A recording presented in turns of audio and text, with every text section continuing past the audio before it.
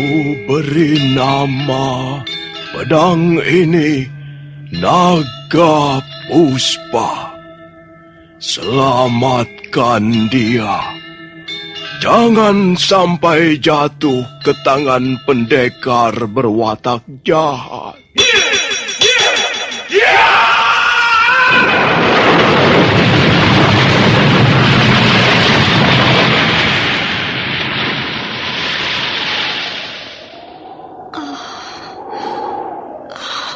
Kakang Kamandanu, kau masih juga tidak percaya bahwa aku mencintaimu. Mesin, maafkan aku, Mesin. Mesin. Mesin!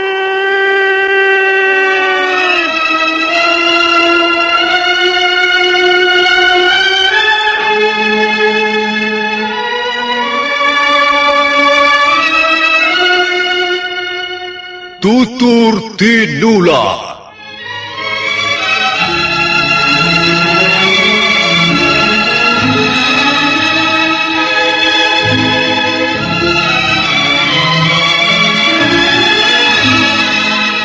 Sebuah sandiwara radio serial, produksi Sanggar Cerita dan Teater Sanggar Prativi. Sebuah kisah dengan latar belakang sejarah runtuhnya Singasari dan berdirinya Kerajaan Majapahit.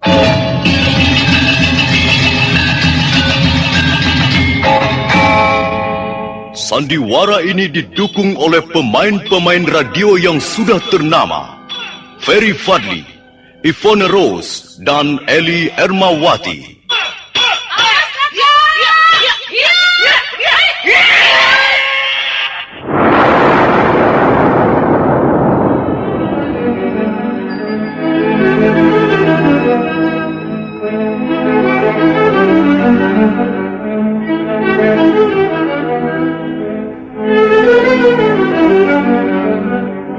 Cerita ini ditulis dan disusun oleh S. Tijab.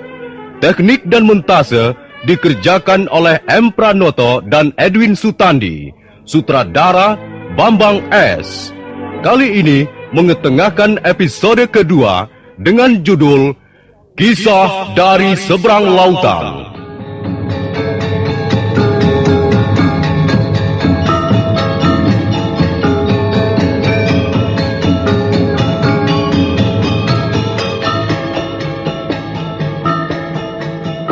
Dalam seri yang ke-52 ini didukung oleh para pemain Freddy Kanser sebagai Madang Kungan, Surya Tanjung sebagai Pakling, Edi Dosa sebagai Lo Sisan, Eli Ermawati sebagai Mesin, Yuli sebagai Kurantil, dan Nusri pembawa cerita.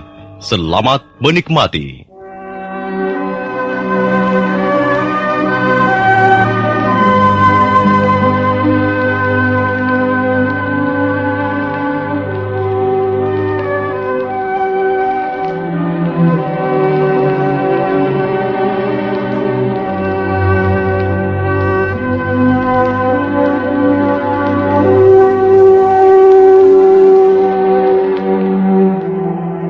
Madang Kungan dan Pakeling berdiri berhadapan. Dua laki-laki itu sudah siap untuk bertarung. Sementara itu, suasana sekeliling Bukit Mbabar sunyi dan lengang. Apa kau sudah siap, Madang Kungan?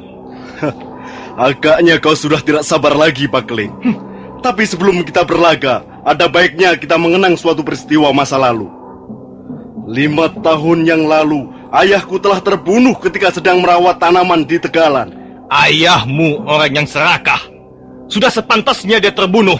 Aku tidak mau tahu urusan pribadi antara ayahku dan ayahmu. Tapi suatu kenyataan bahwa ayahmu telah menghilangkan nyawa ayahku. Dan hutang nyawa ini mesti dibayar lunas.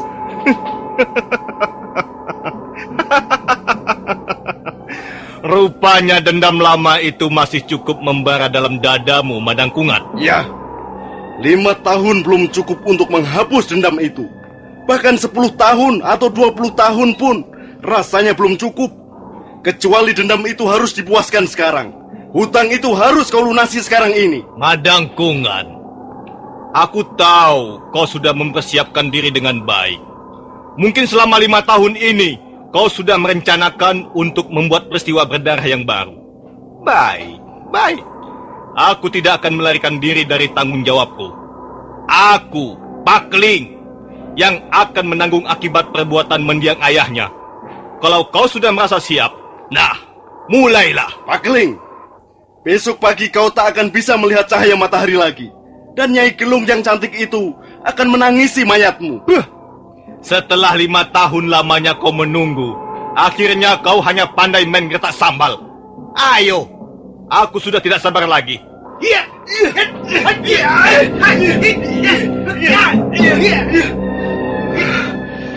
Dan setelah 5 tahun ternyata kau tidak memperoleh kemajuan apa-apa, Pakling.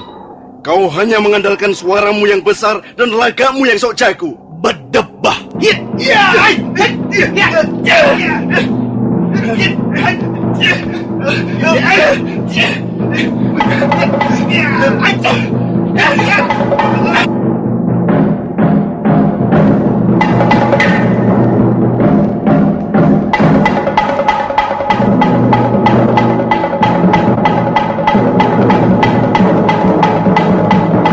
Pakling terus merangsek. Pukulan dan tendangan silih berganti dilancarkan untuk merobohkan lawannya. Tapi Madang Kungan terus saja tidak mau tinggal diam. Sambil berkelit menghindar, dia pun balas memukul ataupun mengirimkan tendangan. Sementara itu, dari balik gundukan tanah yang terlindung daun-daun semak, beberapa pasang mata nampak memperhatikan jalannya pertarungan tersebut. Oh, aku harus melarikan mereka. Jangan. Berbahaya kalau kau ikut campur. Owe bisa menjadi kobangan. Tapi aku tak bisa tinggal diam, Tuan Lau. Pakling adalah kakakku dan Madang Kungan adalah... Mengapa mereka harus berkelahi? Madang Kungan ingin membalas dendam kematian ayahnya. Tapi peristiwa itu sudah cukup lama. Mengapa orang tak bisa menghapus dendam dalam hatinya? Mengapa harus selalu membalas? Kapan hal itu bisa berakhir kalau tak ada yang mau mengalah? Madang Kungan dan kakakmu mempunyai kemiripan watak. Iya, benar. Dua-duanya berwatak kasar dan berangasan.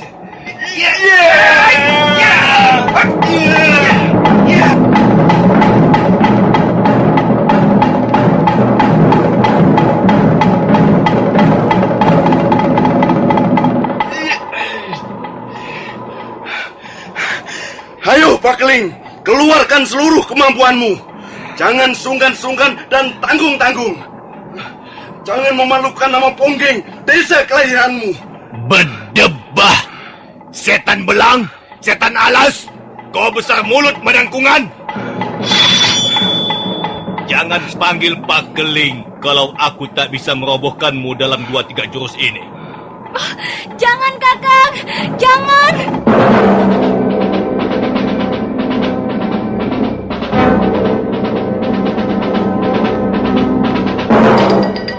Rantil, mau apa kau datang kemari? Hah?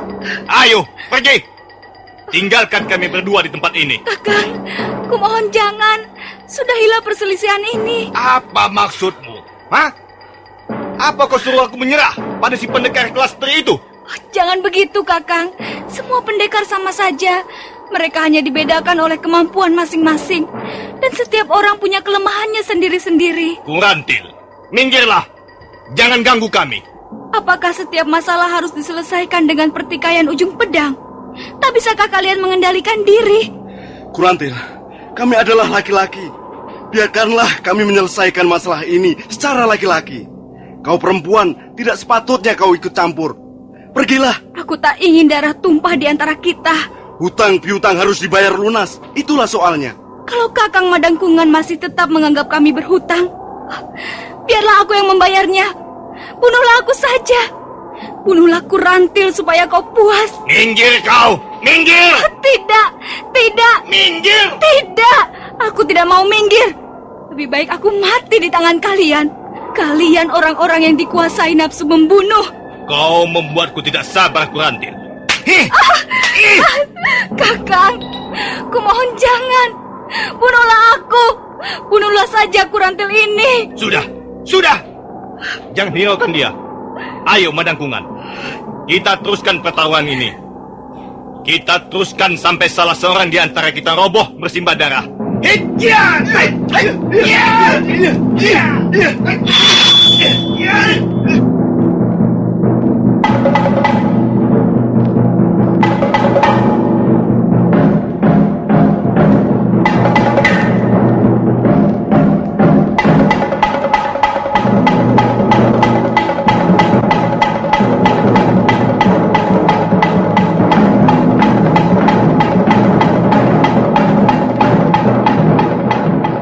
Dengan pedang pendeknya yang lebar dan tebal seperti pisau pemotong tulang, Pakling terus memburu Madangkungan. Pakling memang sangat ahli memainkan senjata itu dengan jurus-jurus pedang pendek warisan ayahnya. Untuk sesaat lamanya, Madangkungan hanya mampu bertahan dengan berkelit, menepis atau menghindari sambaran pedang. Tapi pendekar Desan Jaban itu lalu berpikir bahwa akan berbahaya bagi keselamatan nyawanya kalau dia harus terus bertempur dengan cara seperti itu. Pada saat melompat ke samping, dia sedikit kurang cepat berkelit. Sebuah sambaran pedang yang tidak begitu keras menggores lengan kirinya.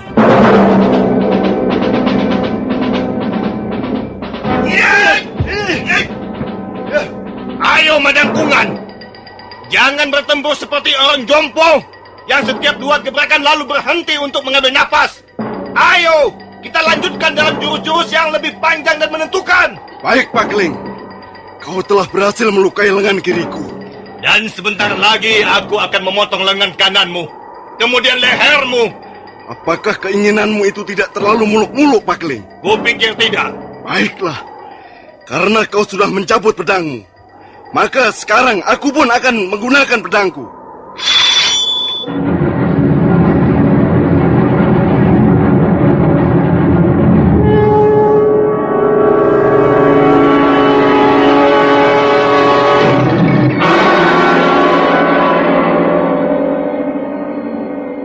Sambil menyeringai dingin, Madangkungan pelan-pelan mencabut pedang naga puspa. Pakling mundur selangkah sambil ternganga begitu melihat apa yang ada dalam genggaman lawannya. Madangkungan berdiri tegak sambil menatap tajam. Cahaya merah yang keluar dari gagang pedang di tangan Madangkungan membuat suatu tontonan yang aneh, sekaligus menyeramkan di atas puncak Bukit Membabar. Oh, senjata apa yang dibawa Madangkungan itu? Apakah dia sudah bersahabat dengan iblis hingga memperoleh senjata seperti itu?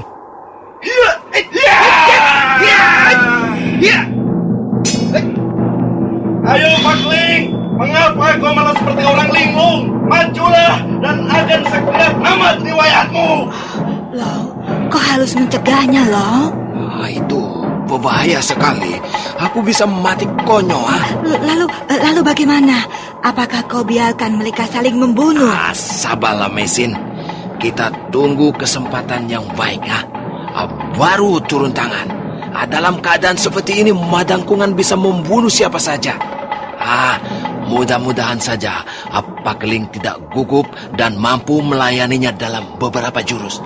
Kau ternyata pengecut busuk, Pakling. Ayo, mana jiwa pendekarmu? Mana itu Pakling si jawara dari desa Pongging?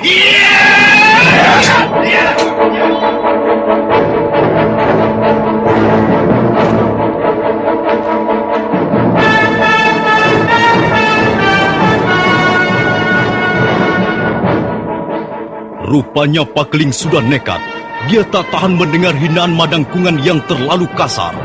Karena itu dia terus menyerbu dengan gencar. Setiap benturan pedang, tangannya serasa tersengat ke tonggeng. Tapi dia tidak ambil peduli. Dan dia terus menyerang dengan membabi buta. Sementara itu, Madangkungan nampak mulai terpengaruh daya pedang yang semakin lama semakin kuat. Tubuhnya menggigil dan matanya menjadi liar dan ganas. Tiba-tiba dia melompat mundur selangkah.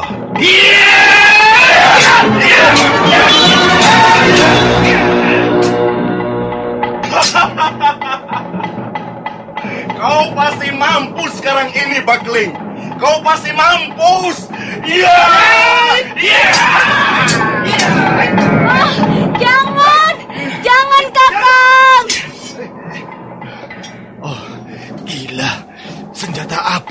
pakai madangkungan itu. Pedangku sampai patah menjadi 2 bagian.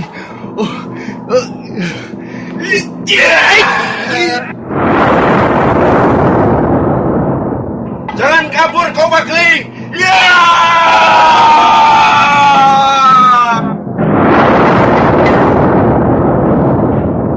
Madangkungan terus memburu Pakling dengan sambaran-sambaran pedangnya yang menebarkan hawa maut. Tapi mendadak dia berhenti mengejar. Dia berdiri tegak dengan tangan mengacung ke atas langit. Tubuhnya menggigil dan wajahnya menjadi berkerut dengan hebat. Tubuhku seperti terhisap oleh kekuatan gaib.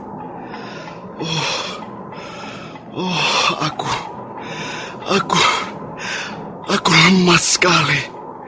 Dadaku sesak. Dadaku seperti mau meledak.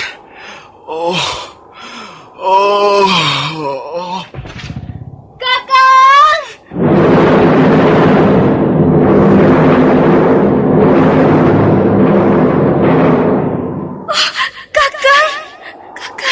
Kurantil, ada apa dengan laki-laki kesukaanmu itu?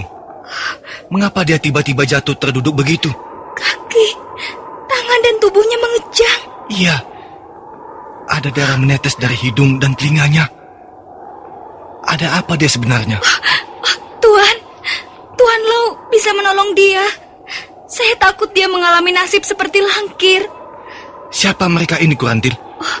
Dia adalah Tuan Lau dan Mesin istrinya. Pedang ini adalah milik Tuan Lau. Aku telah mencurinya dan memberikannya pada Madangkungan. Aku menyesal sekali. Aku tidak menyangka akan seperti ini kejadiannya. Hanya, dia masih beruntung. Lukanya tidak sepalah Langke yang membawa kematiannya. Kalau dia nekat bertumpu sampai 5 atau 6 juyus lagi, dia baru akan mengalami nasib seperti Langkir. Apakah dia masih bisa sembuh, Tuan? Bisa. Coba kau minggir ya. Minggir. Aku akan menotok punggungnya untuk mengendolkan jari-jarinya. Iya, aneh sekali. Jari-jarinya mencengkram gagang pedang seperti tak mau dilepaskan lagi. Pendekar Lau melangkah ke belakang Madangkungan yang masih terduduk dengan mata menatap tajam ke arah yang jauh dan tidak pasti.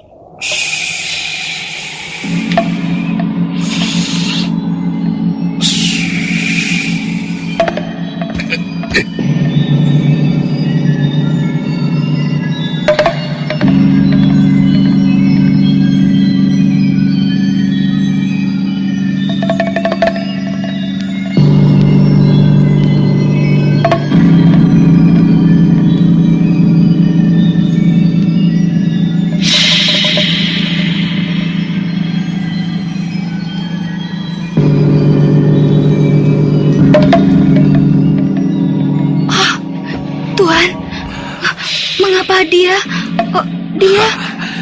Tidak apa-apa. Dia tidak apa-apa.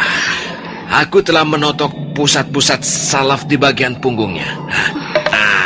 Dan hanya dengan cara begitu, tubuhnya bisa lemas kembali. Dan pedang ini bisa diambil.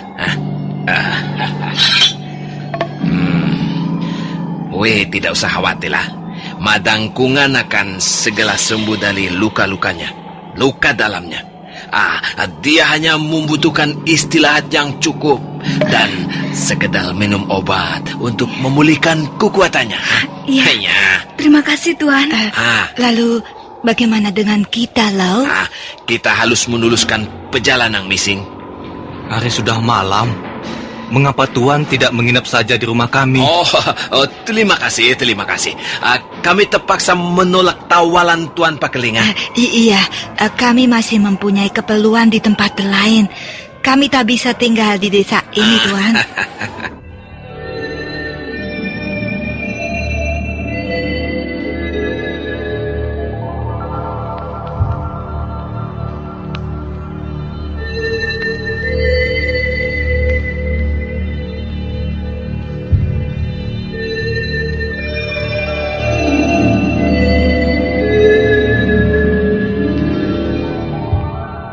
Maka setelah dirasa cukup, pendekar Lo dan istrinya segera melangkah menuruni Bukit Mbabar. Bayangan mereka segera lenyap di balik gundukan-gundukan batu yang di sela-selanya banyak ditumbuhi semak-semak belukar.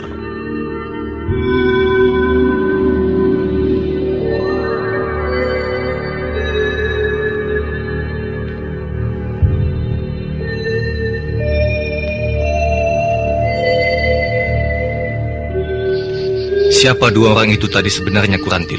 Aku tidak tahu pasti siapa mereka. Sepertinya mereka orang asing. Yang aku tahu, pasti mereka tidak seperti kalian. Mereka orang baik-baik, tidak berangasan dan suka kekerasan seperti kalian. Aku pun sebenarnya tidak menghendaki kekerasan. Dia, Madangkungan yang memaksa aku. Kalian sama saja. Laki-laki di desa ini pekerjaannya hanya menantang orang berkelahi.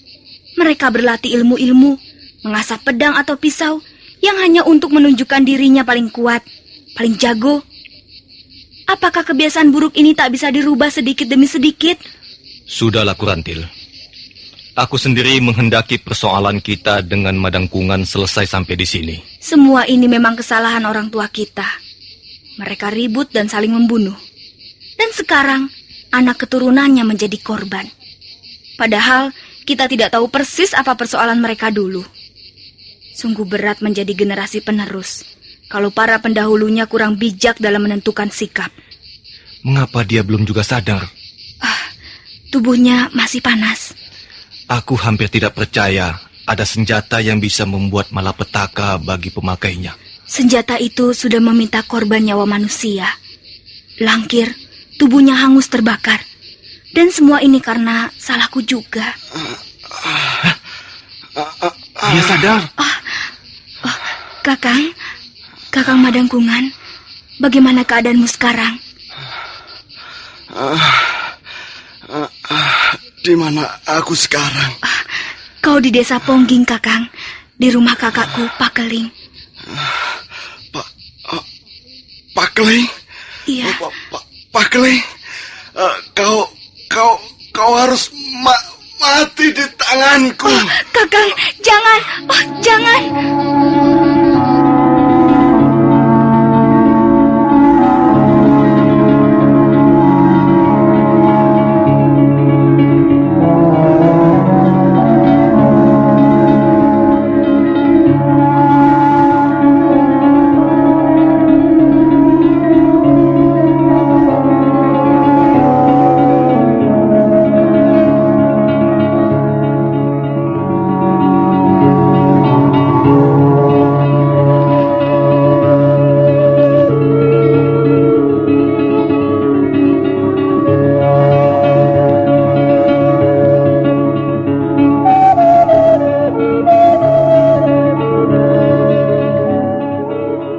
Madangkungan menatap tajam ke arah Pakeling. Wajahnya yang pucat kelihatan menegang. Dia berusaha untuk bangkit. Pakeling mundur dan bersiap siaga. Sementara Kurantil memegang lengan Madangkungan sambil berusaha mencegah. Nah, para pendengar sekalian, bagaimana kisah selanjutnya? Apa yang akan terjadi di antara mereka? Dan bagaimana dengan pendekar Lo dan istrinya yang sedang dalam perjalanan? Silakan menunggu kelanjutan kisah ini dalam seri berikutnya. Sampai jumpa.